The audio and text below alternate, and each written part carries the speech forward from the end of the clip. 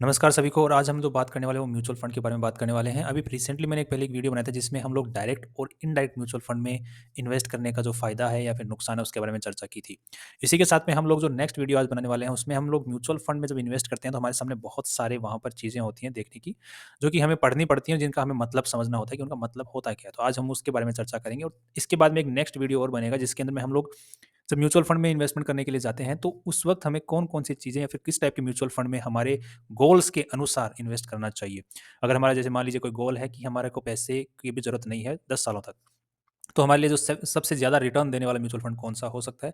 तो उस टाइप से जो कौन-सा म्यूचुअल फंड हम चूज़ कर सकते हैं लॉन्गर टर्म पर्पज़ के हिसाब से या फिर हमारे को शॉर्ट टर्म में पैसों की ज़रूरत पड़ सकती है, कन्फ्यूजन है, पड़ भी सकती है, नहीं भी पड़े, तो कुछ किस टाइप का म्यूचुअल फंड हम चूज़ करें?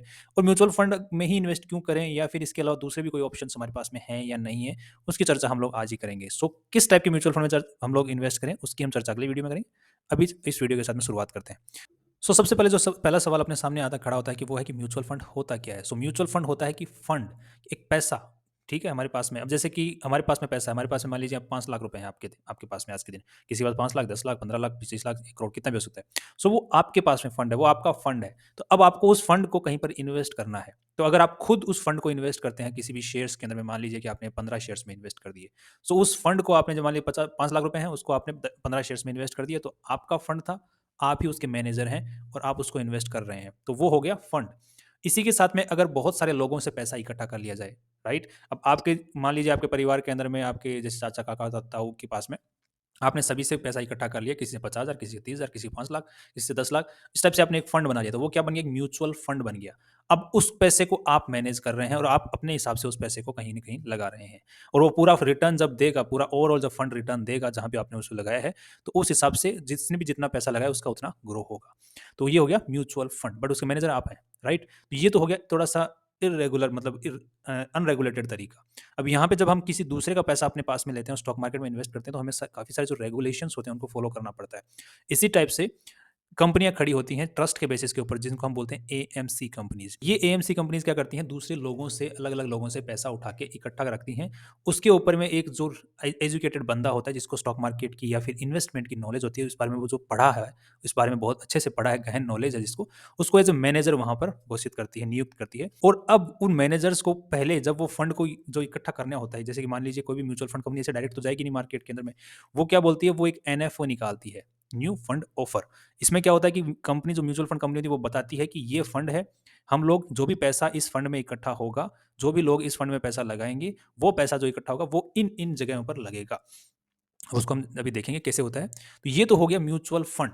आप समझ गए होंगे बेसिक तरीका है जो म्यूचुअल फंड क्या होता है। तो या तो आप अपने जो पैसा है उसको खुद मैनेज कर लो, जो कि हमने पर्सनल बेसिस के ऊपर आपको बताया, आपके खुद का फंड है। दूसरा तरीका है कि जो म्यूचुअल फंड है उसमें लगा दो, क्योंकि वहाँ पे बहुत सारे लोग पैसा लगाए, वहाँ पे आप भी लगा दो, एक मैनेजर बैठा हुआ है, तो हो गया म्यूचुअल फंड। जैसे किसी म्यूचुअल फंड का हम जब से नाम पढ़ते हैं, जैसे आप किसी भी म्यूचुअल फंड को देखते हैं तो यहाँ पे जैसे कि आपके सामने खुला हुआ स्क्रीन पे, quant small cap fund direct plan growth.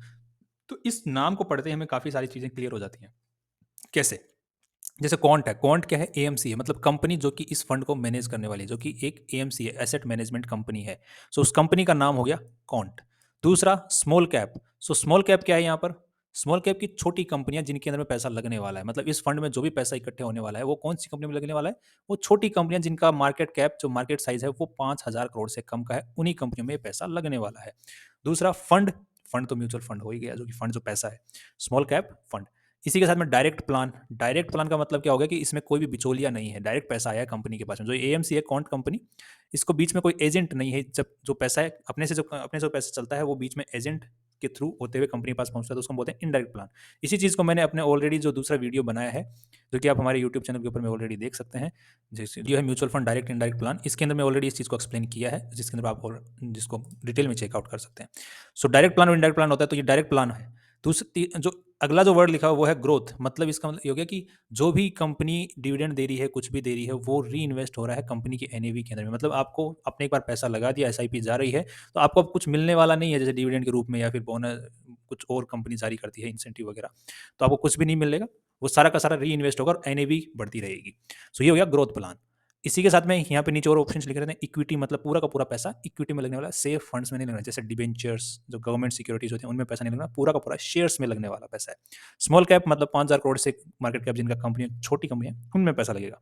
Very high risk, तो अब छोटी कंपनी है तो रिस्क भी हाई रहेगा।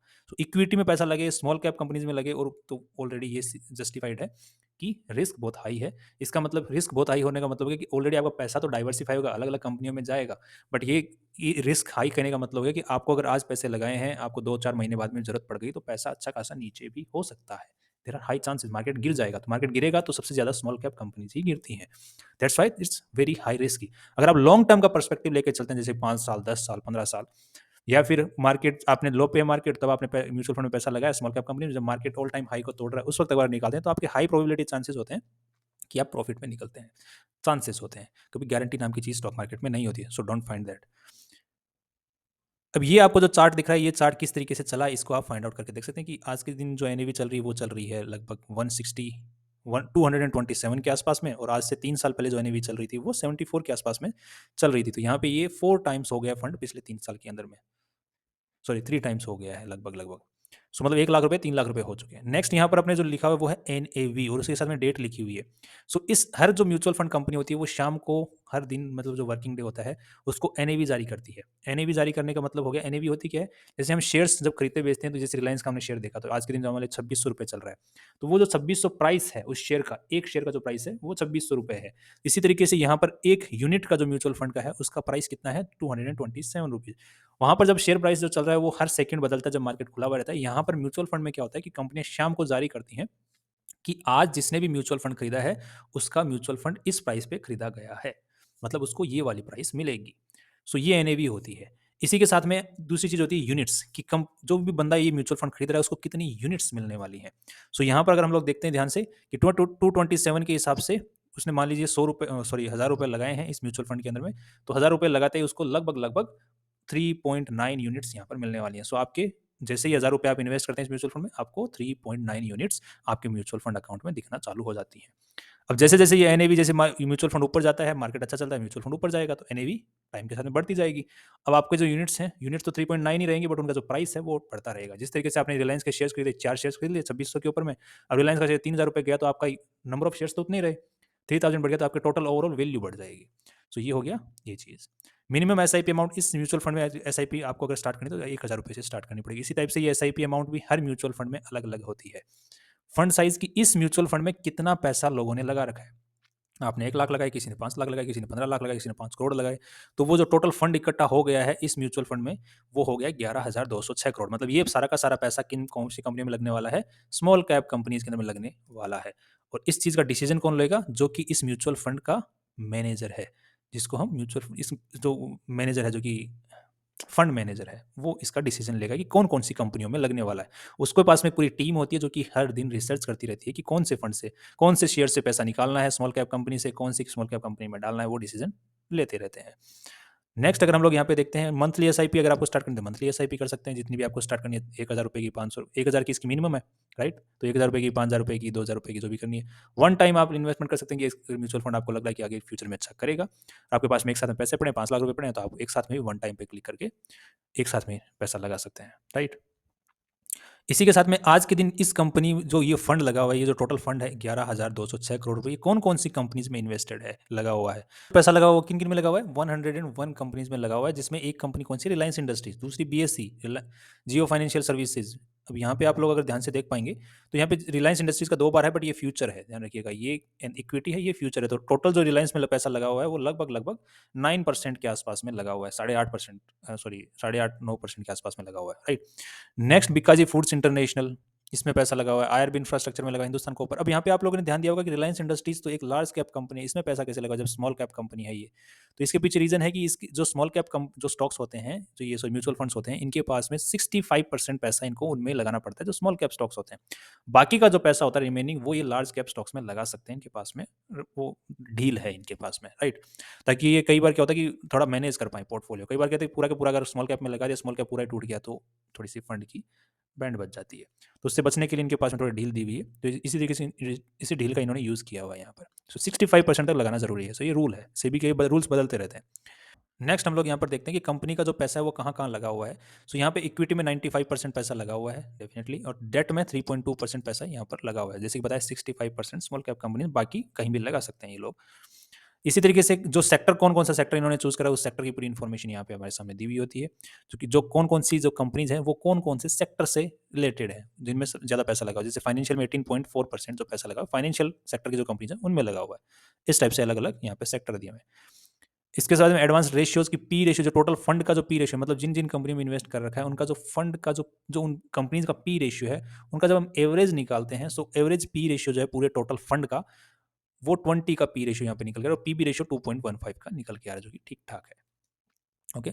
नेक्स्ट अगर हम लोग यहाँ पे देखते हैं रिटर्न एंड रैंकिंग की, इस जो म्यूचुअल फंड है, इसने कितना रिटर्न अब तक दिया है। तो अगर आप पिछले 1 साल का देखते हैं तो 48% का इसने रिटर्न दिया है इस म्यूचुअल फंड ने। इसके साथ में 3 साल अगर देखते हैं तो इसने 46% का सीएजीआर रिटर्न दिया, एनुअलाइज़्ड रिटर्न दिया है। अगर 3 साल का उठा के देखते हैं तो, और पिछले 5 साल का देखते हैं तो इसने 33% का एनुअलाइज़्ड रिटर्न, जब से ये स्टार्ट हुआ है म्यूचुअल फंड, जब से इसका न्यू फंड ऑफर आया था, तब से लेके इसने 18% का रिटर्न दिया है, जो कि काफ़ी अच्छा है, right? Next category wise average की, इसी कैटेगरी के मतलब इसी टाइप के जो स्मॉल कैप म्यूचुअल फंड्स हैं, जो कि और भी हैं बाकी, उसने कितना रिटर्न दिया अगर एवरेज देखा जाए तो कैटेगरी के, तो वो उन्होंने 43% का एवरेज रिटर्न दिया। तो ये इस म्यूचुअल फंड ने अच्छा खासा उसके मुकाबले, एवरेज रिटर्न के मुकाबले बहुत अच्छा रिटर्न यहाँ पर दिया है। पीयर कंपैरिजन कंपैरिजन अगर करना चाहेंगे इसी टाइप के जो दूसरी कंपनीज को, जो दूसरी एएमसी है, जैसे कॉन्ट एएमसी है, मतलब कॉन्ट कंपनी का म्यूचुअल फंड है, राइट? उसी तरह से निप्पो इंडिया का म्यूचुअल फंड होगा, उसी तरह बैंक ऑफ इंडिया का होगा, आईसीआईसीआई प्रूडेंशियल का, सब अलग अलग कंपनियां अलग अलग अपने अपने म्यूचुअल फंड्स रखती हैं। उनके फंड मैनेजर्स भी अलग होते हैं। सारे के सारे फंड मैनेजर्स यही कोशिश करते हैं कि हमारा जो म्यूचुअल फंड है वो सबसे ज़्यादा बेहतर चले, जिसके मुकाबले ज़्यादा से ज़्यादा पैसा हमारे पास लोग इन्वेस्ट करें, जिसकी वजह से उनको ज़्यादा से ज़्यादा जो एक्सपेंस है, एक्सपेंस रेशियो के नाम पे वो ज़्यादा से ज़्यादा पैसा वहाँ पे ले पाएँ, राइट? तो इसी चीज़ का ये अलग-अलग कंपनीज़ के साथ में हम कंपैरिज़न भी यहाँ पे करके दे सकते हैं। एक रेटिंग नाम की यहाँ पे चीज़ है कि जिनको म्यूचुअल फंड्स को रेटिंग मिलती रहती है। ये जो रेटिंग होती है, ये कई जो म्यूचुअल फंड हाउसेज़ होते हैं वो करवाते भी हैं अपनी फंड की, और कुछ हैं जो फ्री ऑफ कॉस्ट भी करती हैं, काफ़ी सारी कंपनियाँ म्यूचुअल फंड्स की अपने हिसाब से, जो उनके रेटिंग देने वाले लोग बैठे होते हैं, जो कि एजुकेटेड लोग होते हैं। नेक्स्ट अगर यहाँ पे हम लोग देखते हैं जो बड़े काम की चीज़ है, वो है कि एक्सपेंस रेशियो की। इस म्यूचुअल फंड में अगर हम लोग डायरेक्ट प्लान में, मतलब ये जो डायरेक्ट प्लान है, इसमें अगर इन्वेस्ट करते हैं तो हमारा जो पैसा है वो उसके अंदर में 7.77% हर साल हमारा एज़ ए कॉस्ट काट लिया जाएगा। मतलब ₹1,00,000 आपने इन्वेस्ट किया तो ₹770 आपसे हर साल काट लिए जाएँगे पर डे के हिसाब से। तो पर डे के हिसाब से देखा जाए तो लगभग-लगभग आपसे ₹2 पर डे के हिसाब से कंपनी काट लेगी। अगर आपने ₹1,00,000 इन्वेस्ट किया है तो। बाकी का जो रिटर्न आएगा, वो रिटर्न तो अपने हिसाब से ऊपर ही चलता रहता है। बाकी अगर आपका म्यूचुअल फंड बिल्कुल भी रिटर्न नहीं देता है, ज़ीरो रिटर्न देता है 1 साल में, तो भी आपका ₹770 तो कंपनी एक्सपेंस काट लेगी, क्योंकि ये फंड मैनेजर्स की जो सैलरी होती है, बाकी जो उस टीम बैठा रखी है उसकी सैलरी, बाकी और भी खर्चे होते हैं एडवर्टाइज़मेंट वगैरह के, वो भी खर्चे हैं। तो उसका जो एक्सपेंस आता है वो 0.77 यहाँ पर कंपनी काटती है।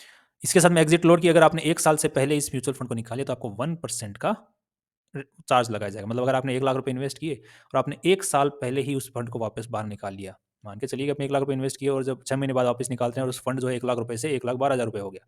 आप जब रिडीम करेंगे, निकालेंगे उस पैसे को, तो ₹1,12,000 के ऊपर आपको 1% का एग्ज़िट लोड देना पड़ेगा। काट लेगी, ठीक है? पेनल्टी लगा देगी आप पे।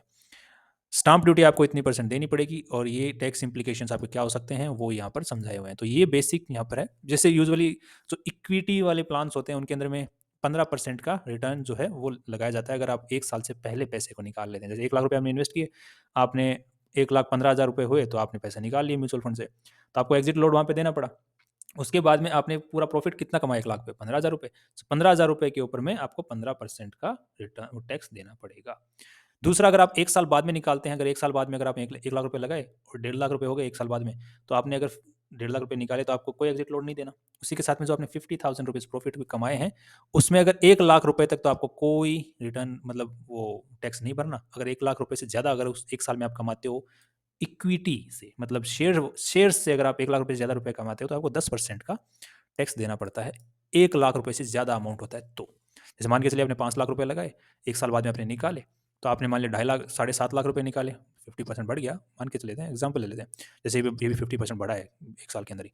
सो आपने लगभग साढ़े 7 लाख रुपए निकाले, तो यहाँ पे आपने ढाई लाख का प्रॉफ़िट कमाया, राइट? सो आपको ₹1,00,000 तक तो कोई टैक्स नहीं लगेगा। उसके ₹1,00,000 से ऊपर जो अमाउंट है, चूँकि ₹1,50,000 है, वो ₹1,50,000 के ऊपर आपको 10% के हिसाब से टैक्स लगेगा, जो कि आपको आईटीआर में फ़ाइल करना पड़ेगा।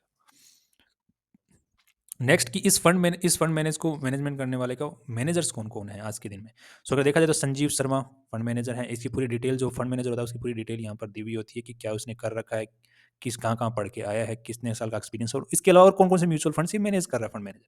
तो यहाँ पे ये जो म्यूचुअल फंड है, इसको फंड को मैनेज करने वाले 4 फंड मैनेजर्स यहाँ पर हैं, जो कि आपस में एज़ अ टीम वर्क काम करते हैं और इसके साथ में ये पूरी इन्फॉर्मेशन इनकी दी हुई होती है।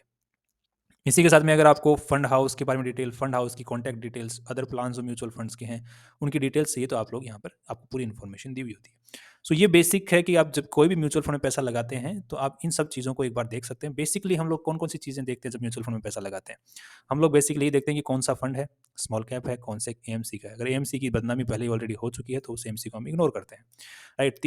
एक अलग चीज़ हमने डायरेक्ट प्लान में, क्योंकि हम लोग जब पैसा कोई एजेंट के थ्रू नहीं, मतलब कोई काफ़ी सारी वेबसाइट्स ऐसी भी हैं, उस वीडियो को आपको एक बार देख लेना जो मैंने आपको यूट्यूब में बताया था, जिससे आपको डायरेक्ट और इनडायरेक्ट प्लान का थोड़ा-सा डिफरेंस क्लियर हो जाएगा, तो आपको काफ़ी फ़ायदा वहाँ पर हो जाता है। बाकी हम लोग देख रहे हैं, बाकी चीज़ें हमको म्यूचुअल फंड देखते वक़्त कौन-कौन सी चीज़ें देख लेनी चाहिए, जैसे कि स्मॉल कैप होता है, लार्ज कैप होता है, मिड कैप होता है, बैलेंस एडवांटेज फंड होता है, डिप डेट फंड्स होते हैं, फ्लेक्सी कैप फंड्स होते हैं। सो कौन-सा फंड अपने हिसाब से सही है, उसकी चर्चा हम अगले वीडियो में जो है वो करेंगे। तो इसके बाद में आप अपने हिसाब से म्यूचुअल फंड्स को खरीद और बेच सकते हैं डायरेक्टली, किसी भी एजेंट-वेजेंट की आपको ज़रूरत पड़ती नहीं है, पड़ेगी नहीं। So that's all from our side and see you in the next video.